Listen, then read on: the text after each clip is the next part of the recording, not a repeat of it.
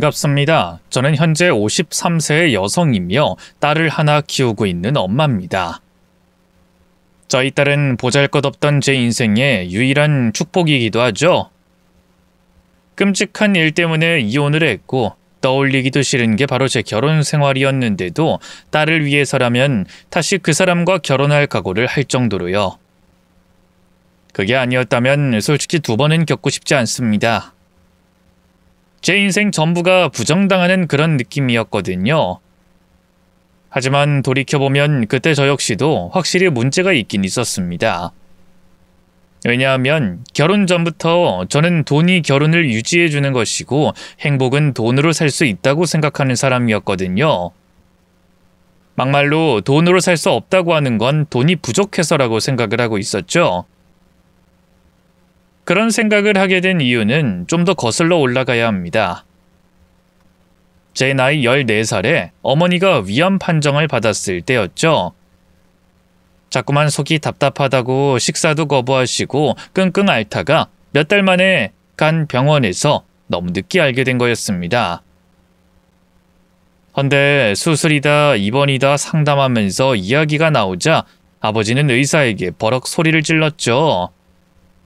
당신들 이거 병원 배 불리려고 일부러 그러는 거지? 딱 봐도 멀쩡한데 암? 그리고 치료해도 가망이 없어? 확률이 뭐 어쩌고저쩌? 100%라고 말해도 할까 말까인데 지랄하고 자빠졌네. 어려운 말 짓거리면 내가 모를 줄 알아? 너희 다 짰지? 저 보호자님, 이건 그렇게 단순한 문제가 아니라. 닥쳐! 나도 알 거 다 알아. 배운 거 없다고 무시하지 마. 병원에 돈이 없으니 만만한 인간들 수술하겠다고 돈 받아 처먹으려고 하는 거잖아. 멀쩡한 사람 배 갈랐다 닿는 거 모를 줄 아냐고? 인간들이 멍청해서 자기한테 병이 있다고 믿게 하는 거지. 맞지? 도대체 어떤 의사가 그런 짓을 합니까? 일단 흥분 가라앉히시고. 나 먹고 죽으려고 해도 돈 없는 사람이야. 그냥 소화제나 먹고 그 진통제 그런 거 있잖아. 염증 없애는 약도 좀 주고 밥 잘 먹고 그거 먹으면 싹 나으니까 괜한 사람들 돈 뜯어 먹으려고 헛짓거리 할 생각은 마. 알았어? 공부를 해서 의사가 된 게 아니라 사기 잘 치는 인간들을 데려다 놓은 게 병원이라는 곳이지. 에이, 재수없어. 그때까지만 해도 저는 아버지가 무슨 미신을 믿는 건가 그런 생각에 답답해했습니다. 요즘에도 뉴스를 보면 백신을 맞으면 암에 걸린다. 일부러 병에 걸리게 만들어서 인구수를 조절하고 있다는 그런 말을 하는 사람들이 있으니까요. 그래도 다행히 병원에서 무슨 프로그램을 통해 수술비 지원을 받아서 첫 수술은 끝냈는데 추적 검사를 하다가 다시 재발을 했을 때 확실히 알게 됐습니다. 아버지는 미신을 신봉하는 이상한 사람이 아니라 그저 가족의 목숨보다 돈이 아까운 사람이었다는 걸 말이죠. 인 돈 잡아먹는 귀신 같은 이라고. 내가 너랑 결혼하는 게 아니었어. 우리 엄마 말이 딱이야. 집안에 여자가 잘못 들어오면 복상 망한다더니 다 늙어서 내 돈을 뜯어먹어? 어머니는 울면서 따졌습니다. 내가 당신 돈을 언제 뜯어먹었다고 그래요? 진짜 해도 너무한 거 아니에요? 저번에 수술하고 입원한 것도 돈 한 푼 준 적 없었잖아요. 우리가 형편이 어렵긴 해도 이 정도는 같이 산 사람을 위해 해줄 수 있는 거 아니에요? 아, 뭘 믿고 다리를 뻗나 했더니 당신 내 통장 봤어? 봤구나. 아주 쥐새끼처럼. 여보, 내 말이 들렸어? 그럼 나한테 돈 있는 건 어떻게 알았어? 아예 돈 보고 접근한 거 맞지? 그러니까 시집 올 때 혼수 하나 제대로 한 게 없지. 이래서 집안을 봤어야 했는데. 내가 혼수는 못 해왔지만 그간 같이 벌었잖아요. 저도 살림에 돈 보탰고요. 야! 애 낳고 어영부영 몇 년 있다가 꼴랑 몇 년 일한 걸로 생색을 내냐? 그 돈은 진즉에 네 목구멍 애새끼 배돼지로 다 들어가서 똥돼서 나온 지가 몇 년이야. 어디서 그거 벌었다고 감히 내 앞에서 언성을 높여. 성질머리가 그따위니까 재수없는 암에 걸린 거지. 건강한 몸에 건강한 정신, 이 말 몰라? 정신이 얼마나 썩었으면 위에 그런 게 들어앉아 있겠어? 저는 참다 못해서 끼어들었죠. 아빠, 해도 너무한 거 아니야? 엄마한테 이렇게까지 할 필요가 있어? 엄마 아프다고. 미숙이 너 어디서 어른들 말씀하는데 끼어들어서 떽떽거려. 그렇게 엄마가 죽으면 너도 엄마랑 나가서 살아. 아들도 아니고 계집 하나 덜렁 놓고 딸이라고 해도 뭐 애교가 있나 뭐가 있나. 집안 꼬라지 아무래도 속 시끄러웠는데 이참에 아예 치워버리지. 아빠! 이제 아빠라고 부르지도 마! 내 인생에 하나 도움 안 되는 인간들 때문에 내 남은 노후를 거지처럼 살기 싫으니까. 겨우 좀 살만해지니까 돈 잡아먹는 귀신이 돼서 내 발목을 잡고 늘어지네. 아, 이혼해! 딸년 저것도 데리고 나가서 수술을 하든 항암을 하든 마음대로 하고! 이전부터 아버진 그런 사람이었습니다. 자기가 먹고 있는 건 당연하지만 딸에게 들어가는 돈, 엄마에게 들어가는 돈은 덜덜 떠는 사람이었죠. 실제로 학교에서 준비물이 필요한 날이 될 때면 100원 하나를 주기 싫어서 학교를 그만두면 안 되냐고 묻기도 여러 번이었고요. 어쨌든 그런 이유로 결국 어머니는 이혼을 했습니다. 정확히는 이혼을 당한 거였죠. 그렇게 돌아가시는 그 순간까지 수술과 일, 또 항암과 일을 병행하다가 돌아가셨습니다. 그때 저는 다짐했어요. 누군가를 지키기 위해서는 돈이 가장 우선이 되어야 한다는 걸 말입니다. 가족도 행복도 모두 돈은 필수 조건이었던 거죠. 그래서 저는 이후로 악착같이 살았어요. 비록 공부도 못했고 공부에 관심은 없었어도 정신력은 타고난 편이었습니다. 그래서 제 체력의 한계까지 손에 잡히는 일은 뭐든 했죠. 정말 해보지 않은 일이 없었습니다. 노가다 판에도 있었고 한밭집에서 음식도 만들었고 세탁소 배달, 우유 배달, 신문, 그리고 양말 공장, 건물 청소 일도 했었죠. 물론 힘들기도 했었어요. 체력적인 것도 그렇지만 정신적으로 많이 시달렸었죠. 우유 배달하러 새벽에 가면 홀딱 벗고 나오는 할아버지도 있었고 사은품 받아놓고는 신문 넣지 말라고 제 얼굴에 신문을 던지는 사람도 있었습니다. 당시에는 어렸고 여자였기에 말로 다 할 수 없는 일들도 겪어야 했죠. 그때가 20대였는데 적어도 50대, 60대 되는 사장님들이 애인이 되어달라고 고백하고 거절하면 괴롭힌 적도 많았습니다. 그럼에도 저는 포기하지 않았고 결국 11년 만에 내 집 마련에 성공을 했죠. 그리 큰 평수는 아니었지만 방이 2칸 있는 오래된 아파트였습니다. 그때 정말 많이 울었어요. 한 3일은 그 집에서 눈을 뜰 때마다 눈물이 쏟아져 나왔으니까 말이죠. 곰팡이가 피지 않은 햇빛이 가득 쏟아져서 들어오는 그런 집이 온전히 제 것이라는 게 너무나 행복했었습니다. 그리고 그 무렵에 남편과 만나게 되어 결혼까지 하게 된 거였죠. 대부분 돈에 미친 저를 보며 독하다, 악착 같다 그런 말들을 하곤 했었는데 남편만은 달랐습니다. 제게 생활력이 강하다고 했거든요. 건물 청소 난이도가 그렇게 높았나? 이야기 들어보면 이 세상 이야기가 아닌 것 같다. 난 당신이 존경스러워. 청소가 무슨 존경스러워. 그냥 청소부인데. 아니야. 결과가 말을 해주잖아. 이 집도 그렇고 꾸며놓은 것도 혼자서 다 하고. 미숙이 당신은 나보다 나이도 어린데 어쩜 이렇게 알뜰하게 잘해놨어? 이건 우리 엄마도 본받아야 한다고 생각하거든. 진심으로. 아이 무슨... 말이라도 그렇게 해줘서 고마워. 아니야 미숙아. 이건 그냥 단순한 말만 이러는 게 아니라니까. 당신은 당신 입으로 매번 배운 게 없다, 머리가 안 좋다고 하지만 당신 돈에 관해서는 머리 회전이 엄청나게 빠른 것 같아. 나도 앞으로 당신한테 배우면서 그렇게 살아야겠다. 사실 남편도 저 못지않게 알뜰한 사람이었습니다. 습관적으로 늘 하는 말이 가성비였을 정도니까요. 가격에 비해서 훨씬 좋은 것들을 택하는 것에 쾌감을 느끼는 그런 사람이었죠. 이왕 사는 거 혜택이 더 큰 거, 이왕 고르는 거 2가지 동시에 할 수 있는 것들을 잘도 찾더군요. 그래서 우린 정말 큰 문제 없이 잘 살았습니다. 결혼하고 4년이 넘었을 때 남편이 회사를 그만두고 사업을 시작하며 약간의 위기가 오긴 했었지만 그것도 걱정 없었죠. 제가 가지고 있던 집을 담보로 대출을 받아줬고 어느 순간부터는 제법 일이 잘 풀렸거든요. 그래서 저희는 그 무렵에 임신 계획을 세웠고 남편 역시 동의했습니다. 덕분에 아이 낳고는 일도 좀 쉬게 됐고 온전히 제 딸에게 모든 시간을 할애했고요. 하지만 제 딸이 겨우 7살 되던 해에 문제가 터지고 말았죠. 급성 골수성 백혈병이라고 하더군요.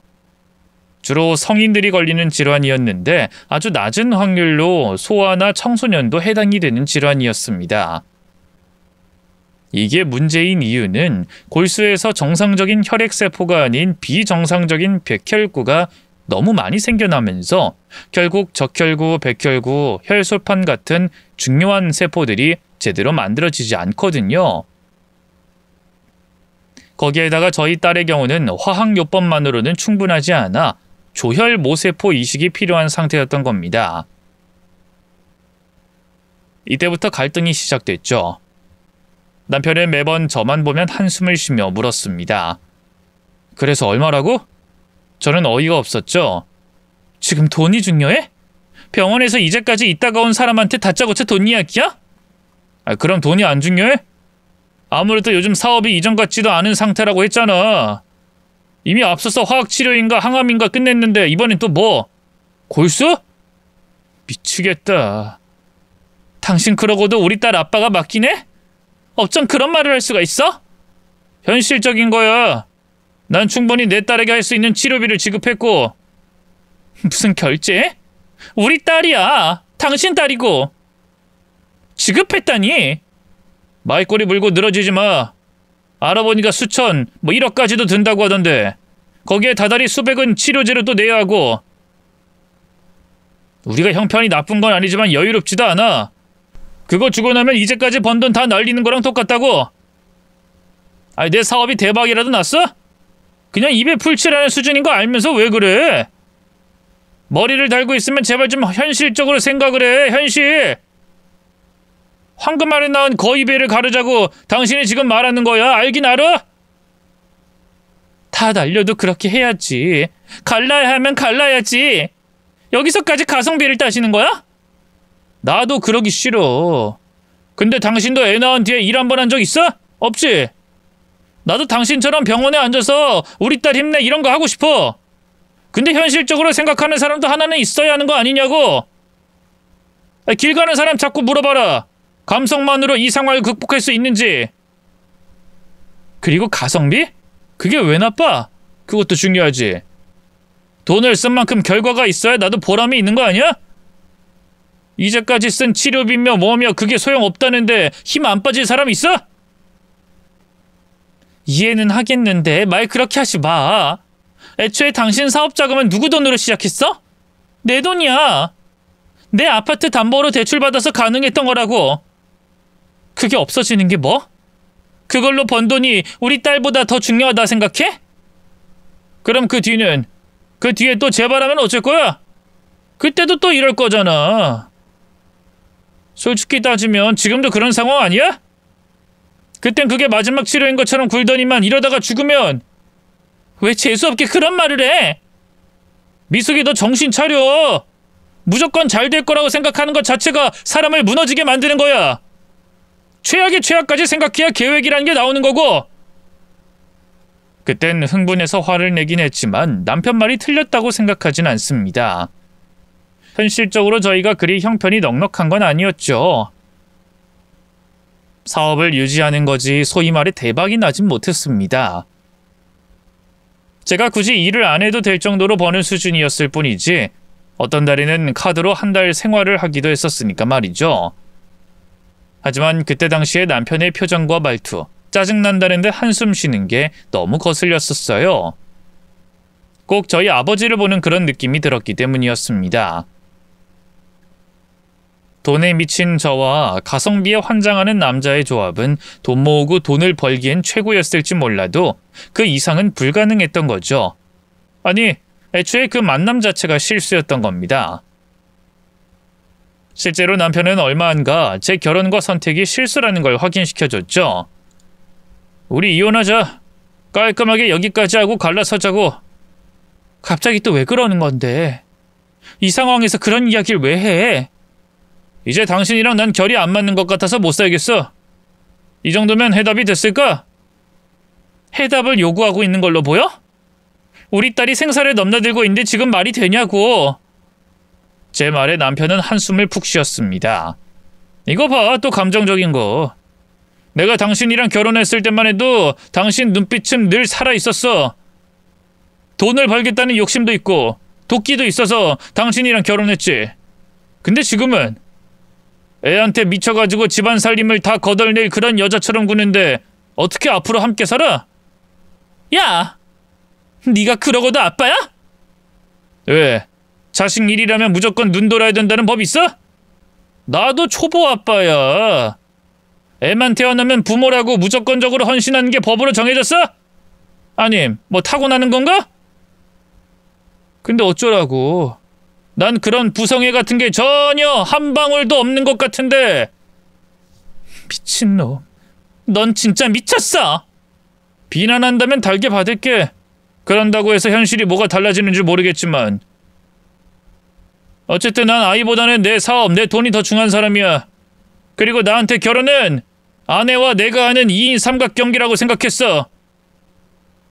같은 목표를 가지고 함께 속도를 이끌어내는 그런 경기 말이지. 참 추하다. 경기? 당신한텐 결혼이 그런 거였어? 근데 자꾸 옆에 있는 사람이 안 뛰려고 해. 보니까 발목이 부러졌어. 거기에 아이까지 달고 있는 거지. 속도는 안 나고 자꾸 넘어지고. 남편은 태연하게 설명을 하는 사람처럼 손동작까지 하며 이어 말했죠. 그럼 어쩌겠어. 목표 지점에 가기 위해선 올바른 판단을 내리는 게 맞지. 둘 다 이대로 탈락할 순 없는 거잖아.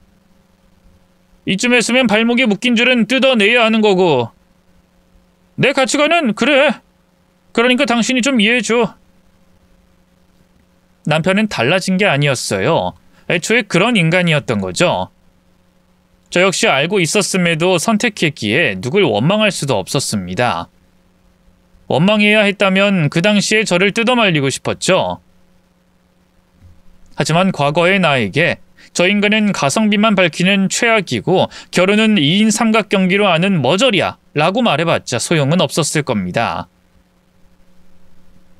왜냐하면 저 역시도 그런 인간이라 그 인간에게 더 끌렸던 걸 부정할 수 없으니까요.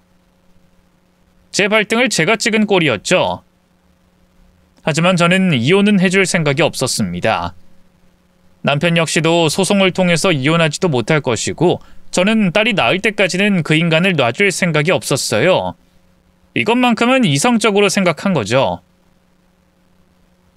때문에 남편은 발작을 했습니다. 자존심도 없어? 나한테 그 말을 듣고도 이혼을 안 해주겠다는 이유가 뭐야? 뭐긴 뭐야. 이성적으로 생각하라며. 이게 최선이잖아. 난 딸 옆에서 병간호를 해야 하고 당장 일을 할 수도 없는 상황이야.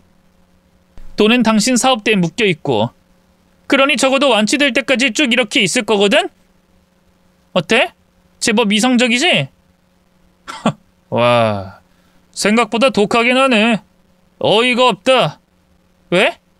변호사 사무실 가서 쓰레기라는 거 인증하고 왔구나? 거기서 이혼 못한다고 그러지? 그놈의 가성비 이야긴 거기서도 했니?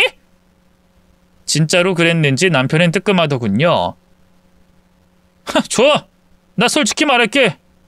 나 여자 있어. 여자 있다고. 순간 심장이 덜컥 내려앉는 느낌이었지만 숨을 들이쉬고는 아무렇지 않은 척했죠. 여자가 있어? 그게 왜?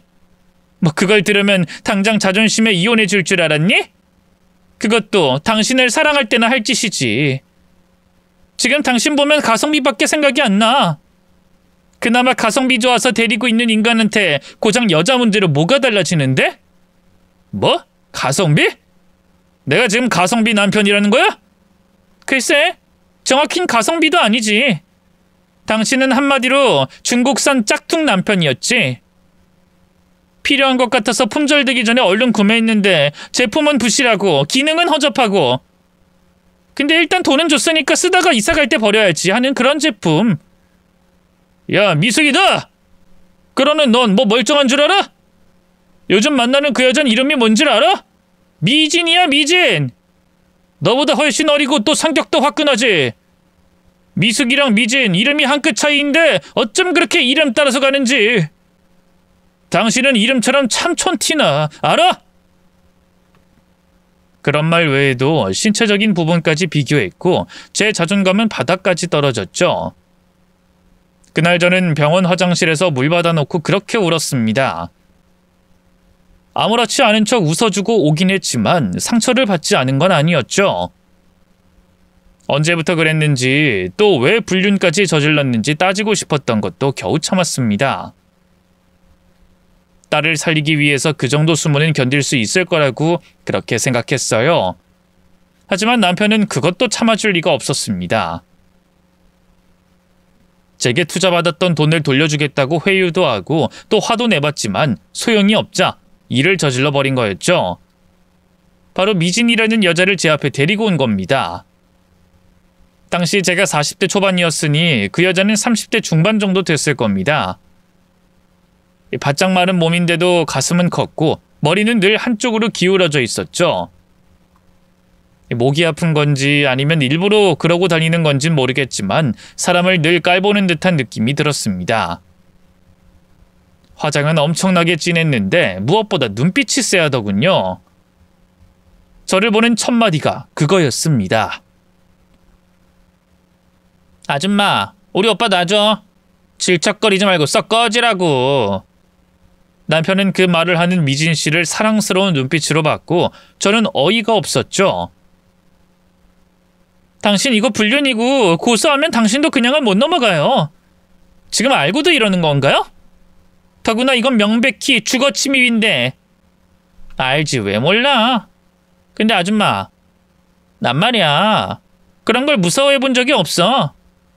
정호 씨가 날 좋아한다고 했고 결혼하자고 약속을 했는데 그 약속이 점점 뒤로 미뤄지는 게 화가 나고 그래서 난 하루라도 빨리 아줌마를 처리하고 싶은 마음뿐이야.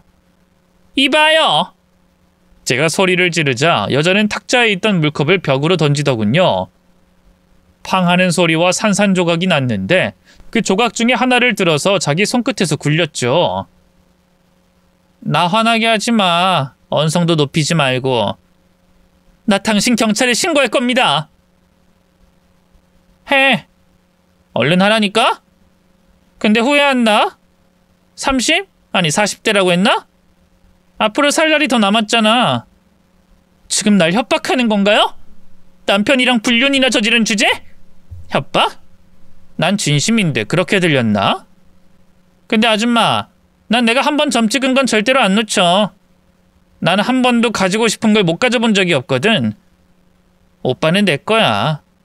내가 쥐고 있을 거야. 평생 죽을 때까지. 아니, 죽어서도. 그 여자는 유리 조각을 꽉 쥐었고 자신의 손에서 피가 흐르는 걸 보고는 씩 웃었습니다. 남편은 자기 여자 손에서 피 나는 걸 보면서 난리가 났죠. 미진아, 얼른 병원 가자. 피가 많이 난다. 오빠 마음 아파. 여자는 저와 남편을 번갈아 보다가 피를 뚝뚝 흘리던 그 손으로 남편의 목을 감싸 안더군요. 진짜 마음이 아파? 그럼 호해줘. 나 그거면 싹 다 나을 것 같아. 남편도 그건 좀 놀랐는지 슬금슬금 피했는데 그러자 여자는 유리 조각을 더 강하게 움켜쥐었고 피는 뚝뚝 떨어지는 수준이 됐습니다. 그걸 보는데 순간 소름이 확 끼쳤고 그 자리를 빠져나왔죠. 하지만 그 뒤에 제게 집착적으로 전화를 걸기 시작했습니다. 결정적으로 저희 아이가 입원한 병원 앞까지 왔을 때 저는 결국 이혼 서류에 도장을 찍을 수밖에 없었죠. 솔직히 그 여자는 단순히 이상한 여자다, 뻔뻔한 불륜녀라고 볼 수가 없었습니다. 뭐라고 표현해야 할진 모르겠는데 얽히면 안 될 것 같은 그런 사람이었죠. 삐뚤어진 고개를 하고 저를 너무 빤히 보는데 그 눈은 텅 비어 보였고 어떤 생각을 하는지 알 수도 없었어요. 지금까지 기억하는 건 비정상적일 정도로 새카만 두 개의 눈동자였습니다. 본능적으로 그 여자는 정상이 아닐 거라고 생각했고 딸에게 위험한 짓을 할까봐 그냥 이혼을 한 거였죠.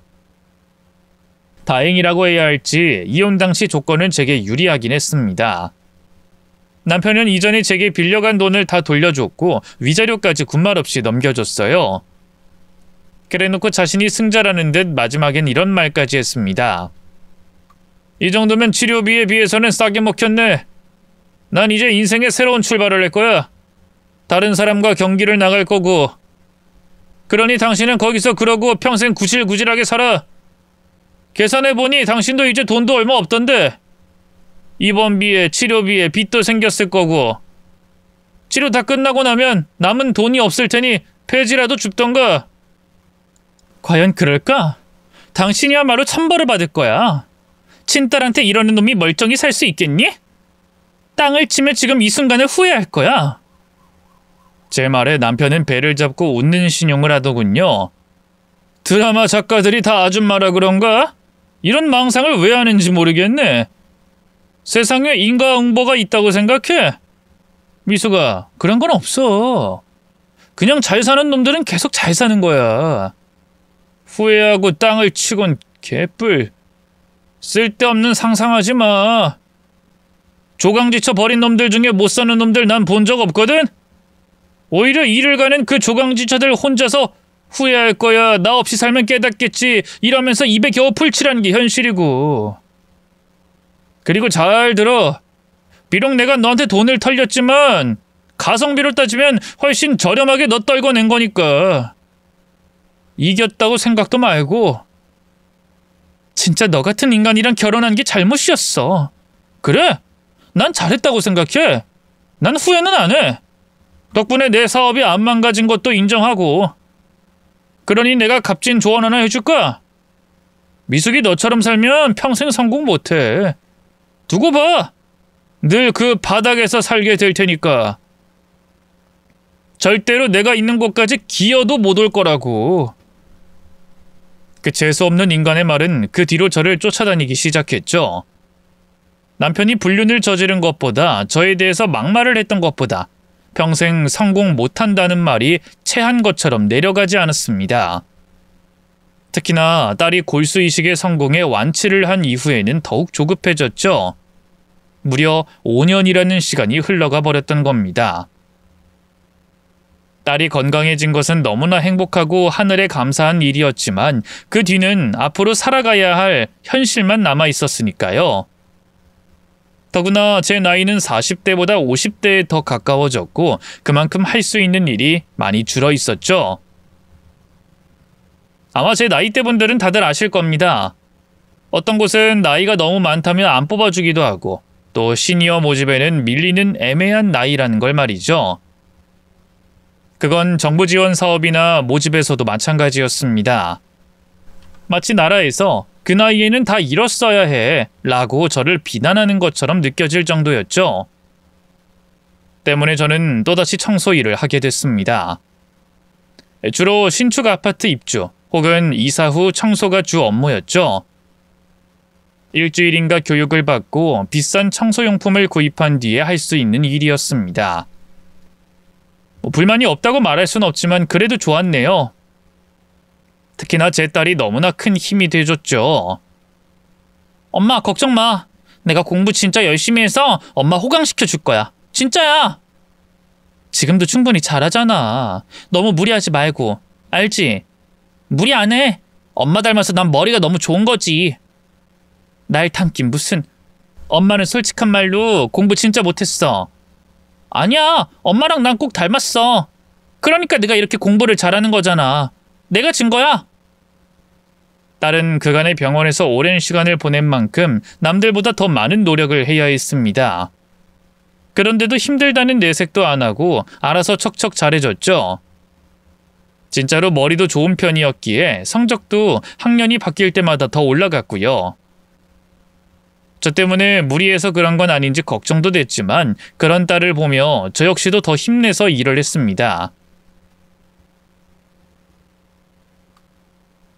더는 행복과 가족이 돈으로 유지된다는 생각은 하지 않게 됐지만 그럼에도 미래를 위해 필요한 것은 어쩔 수 없었으니까요. 헌데 재작년쯤에 운이 좋게 아는 사람을 통해서 아예 다른 청소일로 이직을 하게 됐던 겁니다. 전속 가정부가 아니라 1일 혹은 한 달에 몇 번씩 정기적인 청소를 해주는 일이었죠. 집 상태에 따라서 더 많이 받기도 했으니 일괄적인 보수를 받던 이전 일에 비해 좋았습니다. 헌데 하필이면 저와 계약된 곳 중에 한 곳이 바로 전 남편이 사는 집이었던 거죠. 그건 절대로 우연이 아니었어요. 애초에 계약을 할 때 청소부의 이름, 사진까지 확인하고 선택하는 구조였기 때문입니다. 이미 살고 있는 집에 청소를 부탁하는 거라서 청소하는 분들의 기본적인 신상이 적혀 있었고요.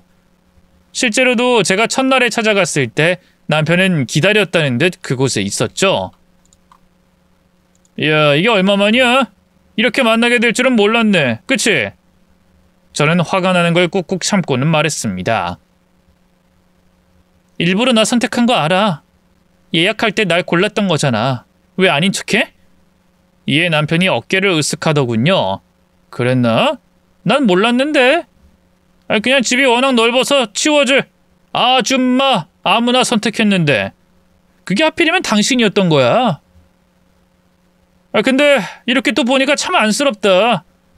그래도 작업복은 정말 잘 어울려. 아이고, 이걸 보니 당신은 평생 청소할 팔자네. 딱이야. 아주 평생 직업. 참 뻔뻔하네. 집 비워놓는다고 표시되어 있었는데 여기서 그 말하려고 기다렸니? 야, 소중한 고객한테 왜 반말을 찍찍하세요? 여기 별점 평가 있는 거 안 보이냐? 잘리고 싶어? 내가 별점 테러하고 확 고객센터 전화해서 지랄해줘야 할까? 잘리고 싶니? 저는 기가 찼죠. 하라고. 그래, 이왕 이렇게 된 거 따지기나 하자. 너 왜 양육비 안 주니? 다들 안 주거든? 내가 그걸 왜 줘? 이혼했고 양육권 포기했고 나한텐 아무 책임이 없어. 병 걸린 게 내 탓이야? 니네 엄마도 암으로 뒤졌다며. 그래서 유전된 거잖아. 애초에 다른 이혼한 사람들도 그거 제대로 지급 안 하던데. 다들 별일도 없고 그래서 나도 안 줬어. 그게 뭐? 아, 이거 혹시 구걸 뭐 그거야? 양육비 좋아하시네. 애가 살아있긴 하냐? 저는 그 말에 남편의 뺨을 때렸습니다. 이것도 애비라고. 너 같은 건 인간도 아니야. 이 쓰레기 인간 말종 새끼. 그날 청소하는 내내 남편은 뒤에서 제 인생이 불쌍하다며 혀를 끌끌 차고 본인이 얼마나 잘 살고 있는지 이야기를 하더군요. 그러면서 인과응보가 이런 거냐고. 동화책 이야기는 싹 다 바꿔야 한다는 헛소리도 늘어났죠.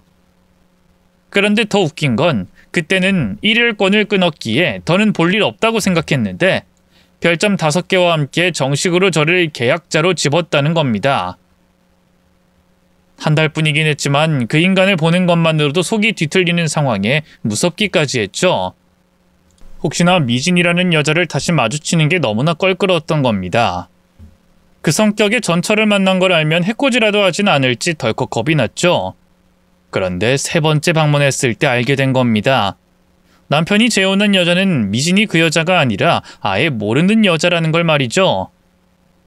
둥글둥글하고 귀여운 얼굴에 말수가 별로 없어 보이고 예의가 바른 사람이었어요. 그날도 엄청 바쁜 듯 문 앞에서 아주 짧게 스치듯 인사를 하는 정도였지만 목소리도 진중했습니다.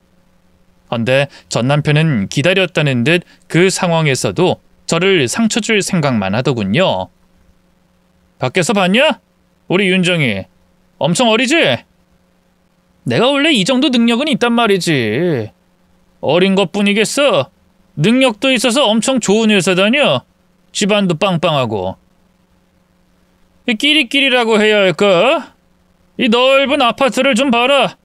가정부까지 거느리면서 떵떵거리면서 사는 게 나야. 나라고. 그래, 아주 잘났네. 근데 그 여잔? 미진이. 나랑 이름은 한 끗 차이지만 화끈하고 세련된 이름을 가진 그 여자는 어디다 가버렸니? 그때 저는 확실히 보였죠. 남편의 얼굴에 당황스러움을 말입니다. 뭐?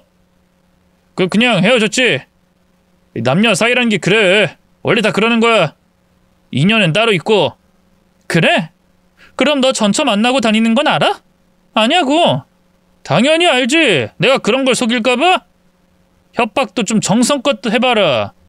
속이겠지. 너란 인간 자체가 그런 놈인데. 야, 내가 너한테 뭘 속였어? 여자도 직접 데리고 와서 보여줬는데. 이 정도로 솔직한 사람 한국엔 흔하지가 않아요. 미국이라면 또 뭐랄까. 미국이었으면 넌 총 맞아서 뒤졌지. 미숙이 너 늙으니까 입이 더 거칠어졌다. 역시 바닥에서 살게 되면 그런 뭐랄까 뭐 도끼? 이런 게 있나 봐. 아득바득 살아보겠다고 발버둥 치기에 조금이라도 보태주려고 이렇게 계약까지 했는데 고맙다는 말이 먼저 나와야 하는 거 아니야? 아니면 혹시 나한테 미련? 뭐 이런 거 남은 거야? 왜? 배 아파? 내 품이 그리워서 죽겠니? 입으로 똥을 싸고 있네. 좀 보태줘? 양육비도 안 주는 주제이지. 내가 왜 줘? 동냥하는 거지 같은 게. 동냥이고 뭐고 내놔! 그렇게 잘 산다고 하루 종일 자랑만 하더니 돈 이야기는 왜 꼬리를 말아? 안 그럼 윤정인가 뭔가한테 받을까? 그럼 될까? 그렇게 옥신각신 다투고 있는데 갑자기 현관문이 열렸습니다. 어딘가 급하게 나가나 싶더니 남편과 재혼한 여자가 다시 집으로 들어온 거죠. 그리고는 약간 화난 표정으로 말하더군요. 내가 들으려고 한 건 아닌데 차주가 차를 안 빼줘서 당신 차 가지고 가려고 다시 온 거야. 근데 양육비라니? 그게 무슨 말이야? 내가 정확히 들은 거 맞지? 남편은 엄청나게 당황해서 목소리 톤이 높아졌습니다. 아이 그게 자기야 들어봐. 내가 이 사람 도와주려고 계약한 건 알잖아. 내가 미리 말을 했잖아. 그렇지? 전처라는 것도 알려줬고. 그래서? 그건 아는데 양육비는 뭐냐고.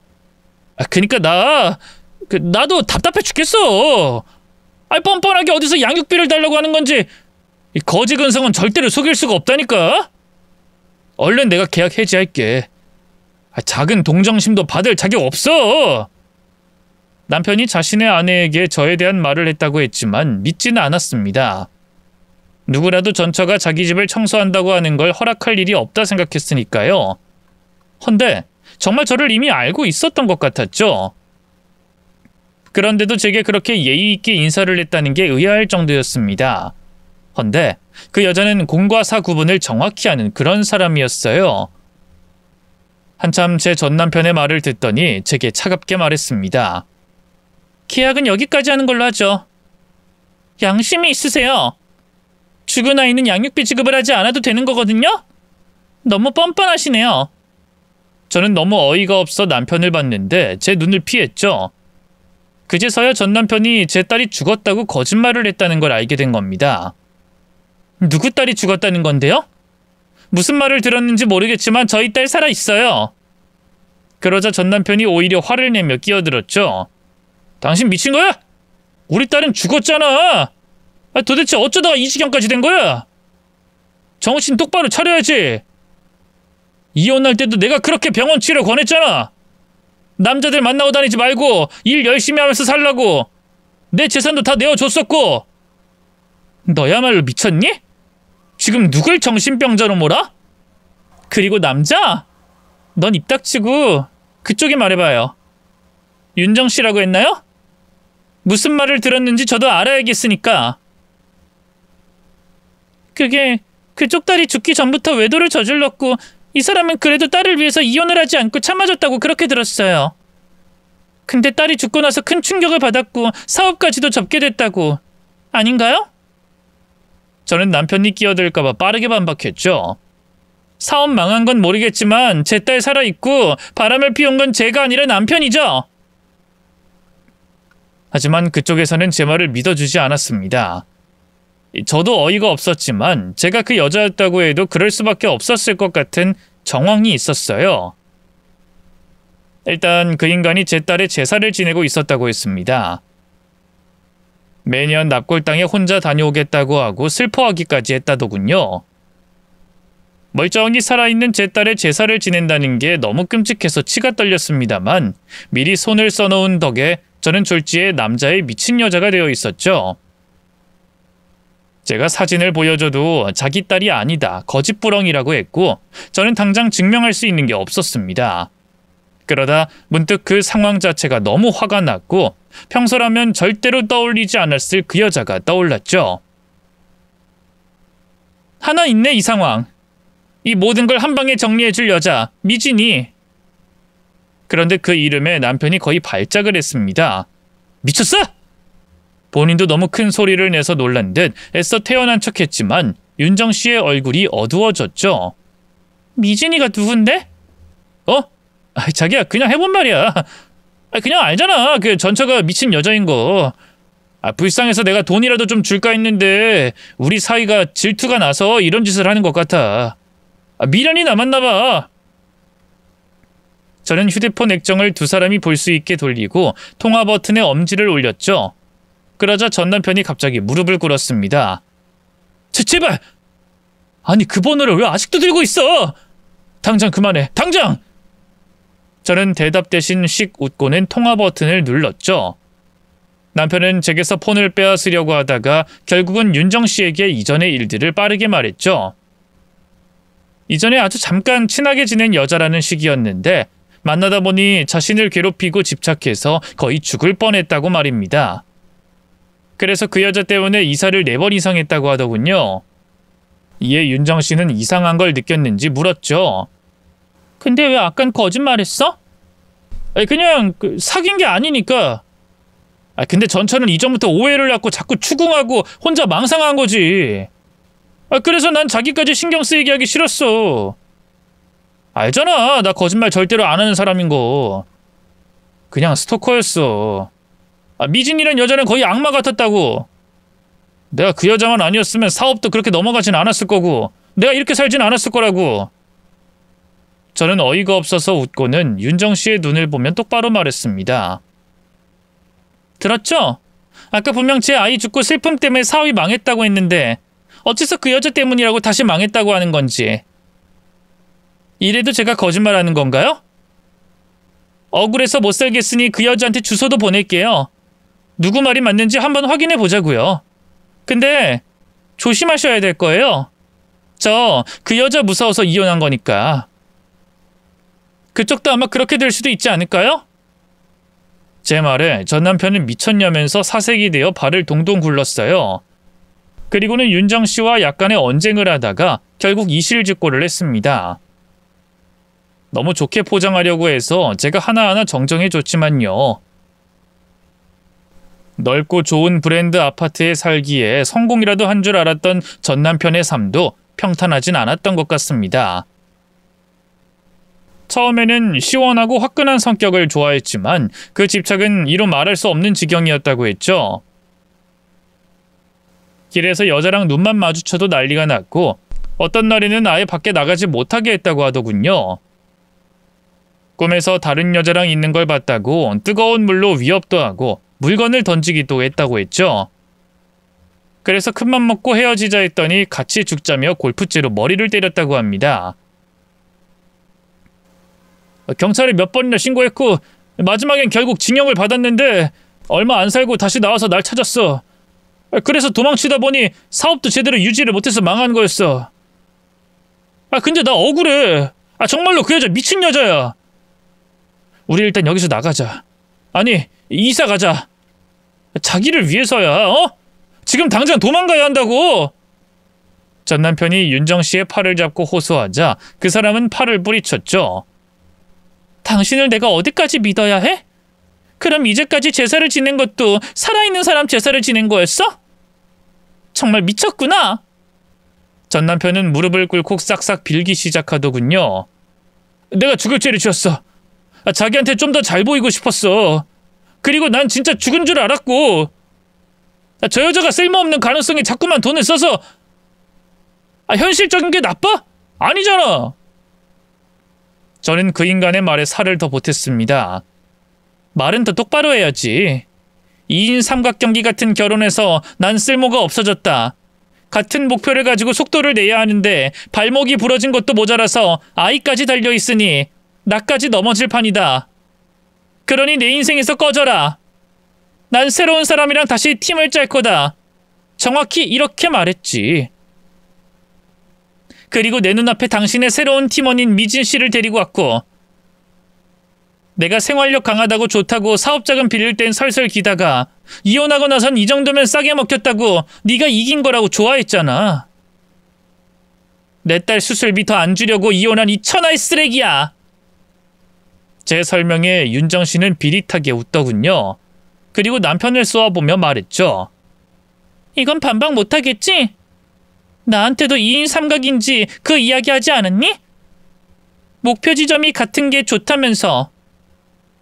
그리고 하필이면 이것도 같네? 사업자금 나한테도 달라고 한 거 아니었니? 듣다 보니 이게 꼭 나의 미래를 보는 기분이다. 자기야, 그게 아니야. 오해야. 이 사람이 10년도 더 된 이야기를 가지고 망상장애 있어서 그렇게 말하는 거야. 어떤 사람이 그렇게 살아? 말이 된다고 생각해? 나랑 결혼하고 꾸준히 제사 지내면서 장난감 사서 모으고 슬픈 척한 너 같은 놈이면 하고도 남을 일 아니야? 됐고, 내 성격 알지? 한 번 아니면 아닌 거. 난 너랑은 못 살아. 더는 말도 하기 싫다. 변호사랑 이야기 잘해. 맨몸으로 왔으니까 내 집에서 나가고. 그 말에 남편은 거의 절규를 하더군요. 눈물을 뚝뚝 흘리면서 안 된다고 차라리 죽이라고 하면서 말이죠. 그런데 바로 그때 차인벨이 엄청 울리더니 현관문을 부셔버리는 듯 쾅쾅 소리가 났습니다. 윤정 씨가 확인하자 놀랍게도 문 앞엔 미진 씨의 얼굴이 보였어요. 이전보다 늙긴 했지만 여전히 까맣고 텅 빈 그 눈동자가 보였죠. 남편은 동시에 비명을 질렀고 저는 서둘러 짐을 챙겼습니다. 윤정 씨는 눈치를 쓱 살피더니 제게 물었죠. 나가는 거예요? 아니요, 도망가는 거요. 얼른 챙기세요. 중요한 거 다. 여자는 안방으로 쏙 들어가더니 강아지만 한 마리 안고 나왔고 사료를 한 봉지 집더니 다 됐다는 듯 고개를 끄덕였습니다. 저는 숨을 크게 들이쉬고 현관문을 열었죠. 그랬더니 미진이란 여자가 눈이 돌아서 신발까지 신고 전 남편을 향해 뛰어갔습니다. 동시에 전 남편은 다리에 힘이 풀려서 쓰러졌고요. 감히 날 두고 도망을 쳐? 여긴 또 어디야? 너 주소지 왜 다른 곳에 옮겨놨어? 내가 사람 시켜서 여기저기 다 알아봤는데. 미진아, 이러지 마. 그렇게 오랜 시간이 지났는데 왜 이래? 왜? 너 나만 사랑한다고 했잖아. 우리 결혼하기로 했고 첫째, 둘째 이름도 지었었잖아. 우린 정말 참사랑 아니었어? 근데 어디서 딴 년이랑 결혼을 해? 아까 통화로 이야기 들었어. 스토커? 나한테 스토커라고? 다른 여자밖에 없다고? 자기라고? 날 배신한 거지? 이혼당했어 방금. 그러니까 제발 나가. 우리 어른답게 말로. 하지만 저희는 문이 닫히는 짧은 순간 봤죠. 결국 두 사람이 엉겨붙어서 몸싸움을 하는 걸 말입니다. 윤정 씨는 그 상황을 받아들이지는 못하는 듯 했지만 업무 전화에 다시 정신을 차리더군요. 거의 1시간 가까이 더 지체했기 때문에 당장 들어가야 하는 것 같았습니다. 문제는 얼결에 데리고 나온 강아지였죠. 곤란해하는 표정으로 강아지를 보고 있기에 오지랖인 거 알지만 제가 대신 맡아주겠다고 나섰습니다. 키워본 적은 없는데 청소하면서 종종 밥도 주고 돌보는 건 할 수 있어요. 이런 일을 만든 게 죄송하니 상황 안정될 때까진 제가 맡고 있을게요. 정말 그렇게 해주실래요? 그럼 부탁 좀 하죠. 그렇게 이튿날이 돼서야 전 연락을 받았어요. 그런데 저희 집으로 데리러 오는 게 아니라 본인 집으로 불렀죠. 그것도 청소 계약을 하면서요. 초반에는 강아지 맡아준 돈을 이렇게 지급하는 건가 했는데 그건 아니었습니다. 도착한 집은 이미 난장판이었죠. 윤정 씨가 어느 정도 치운 것 같긴 했지만 누가 봐도 엄청난 몸싸움이 있었다는 걸 알 수 있었습니다. 들어보니 경찰까지 와서 결국 미진 씨가 잡혀 들어갔다고 하더군요. 전 남편은 크게 다친 것은 아니었지만 유리 테이블로 떨어지면서 등에 엄청 많은 유리가 박혔다고 했습니다. 그 말에 좀 찜찜해서 한숨을 푹 쉬었죠. 왜요?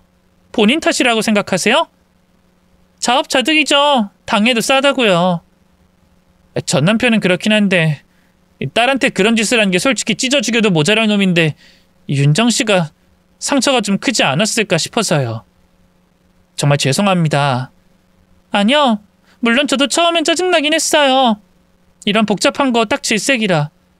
근데 그쪽 아니었으면 저도 투자금 넣었을 거고 나중에 뒤통수 맞았을 수도 있죠. 그리고 미진이란 여자에게 현관문을 열어준 게 아니라 제가 그 여자와 마주봤을 수도 있고요. 그렇게 생각하면 은인이에요. 처음 집에 들어와서 범죄 현장 보는 줄 알았을 정도라. 그 여자 무섭죠? 미진이란 여자요. 그렇더라고요. 그냥 잠깐 본 건데도. 근데 정말 그 여자 때문에 이혼했어요? 네. 너무 무서워서요. 본능적으로 도망치고 싶더라고요. 그 말에 윤정 씨는 태연하게 웃고는 오른손을 내밀었죠. 어쨌든 이것도 인연인데 앞으로 저희는 좋게 지내죠. 제가 불편하지 않으시면 계약도 계속 유지하고 싶어요. 저희 강아지도 좀 돌봐주시고요. 돈은 따로 더 드릴게요. 산책까지 해주면 시급 5만 원. 2시간에 10만 원. 어때요? 그리고 제가 출장 갔을 때 호텔링 비용도 따로 드리죠. 실은 그 인간이 저랑 결혼해서 했던 일이 이런 일이었거든요. 목구멍이 포도청이라 거절은 못하겠네요. 잘 부탁드립니다. 저는 악수하고 어색하게 웃었습니다. 그 뒤에 윤정 씨는 변호사를 대동해서 이혼을 무사히 끝냈어요. 혼인 기간도 너무나 짧았기에 돈도 한 푼 받지 못하고 쫓겨나게 된 전 남편이 구질구질하게 매달리긴 했지만 끝에 이렇게 말해줬다고 했죠. 내가 값진 조언 하나 해줄까? 너처럼 살면 평생 성공 못해. 두고 봐. 늘 그 바닥에서 살게 될 테니까. 절대로 내가 있는 곳까지 기어도 못 올 거라고. 이건 제가 남편과 이혼했을 때 들었던 바로 그 말을 그대로 돌려준 겁니다. 그때 사건을 알고 저 대신 복수를 해준 이유는 윤정 씨 집을 오가면서 친구처럼 지내게 됐기 때문이죠. 저희 딸도 대동해서 몇 번 식사도 하고 놀이동산도 다녀왔고요. 딸이 이모 하면서 잘 따르고 저 역시도 윤정 씨가 좋습니다. 전 남편이란 인간이 정말 싫어도 제 딸 그리고 윤정 씨까지 제 곁에 있어 좋은 사람들을 만나게 해준 것은 고맙더라고요. 물론 미진 씨는 빼고 말이죠. 이 스토킹이라는 범죄가 당사자에게 고통스럽다는 걸 잘 알기에 너무했나 싶다가도 여자들을 발판으로 이용하고 사람을 가성비로 따지고 딸을 마이너스 통장 취급하는 인간에게는 잘 어울리는 상대라고 생각하려고 해요. 아마도 둘을 다시 엮은 건 제 인생 최고의 복수가 아닐까 싶습니다. 비난을 받는다고 해도 어쩔 수 없이 전 그 사람이 불행하길 바라고 있죠. 부디 서로가 서로의 지옥이 되어주길 저는 빌 겁니다. 적어도 제 딸의 제사를 지는 그 기간만이라도 땅을 치고 후회하면서 살았으면 좋겠네요. 대신 저는 앞으로 더더 열심히 노력해서 살아보겠습니다. 아직은 또 앞으로도 바닥일지 모르는 인생이라는 거 저도 잘 알아요. 근데 바닥이면 또 어떤가요? 내 자식이 앞으로 나아갈 수 있도록 지지해 줄 수 있는 단단한 바닥이 되면 그뿐인데요. 그러니 제가 잘 버틸 수 있도록 많이 응원해 주셨으면 좋겠습니다. 끝으로 제 이야기 경청해 주신 분들에게도 감사를 전합니다. 모두 건강 잃지 마시고 파이팅하게 살자고요. 고맙습니다.